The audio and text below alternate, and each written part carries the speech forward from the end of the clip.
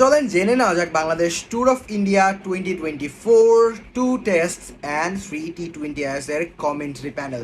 So Bangladesh tour of ইন্ডিয়ার এই সিরিজে মোট 5টা ম্যাচ হবে, যেটার মধ্যে হচ্ছে 2টা টেস্ট এবং 3টা T20। এবং এই সিরিজের কমেন্ট্রি প্যানেলে যারা থাকবেন তারা হচ্ছেন বাংলাদেশ থেকে থাকবেন দুইজন।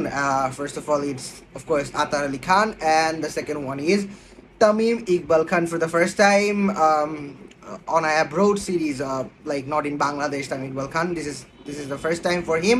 And India থেকে থাকবে of course Harsha Bogle and Deep Das Gupta and Murali Kartik. So these are the 5 commentators যারা কিনা বাংলাদেশ ট্যুর অফ ইন্ডিয়া এই সিরিজটাতে কমেন্ট্রি করবেন, এই 5জনই বেসিক্যালি। অ্যান্ড তামিম ইকবাল খানের কথা যদি আমরা বলি, তামিম ইকবাল খান এই সিরিজের 5টা ম্যাচেই তিনি অ্যাভেলেবল থাকবেন।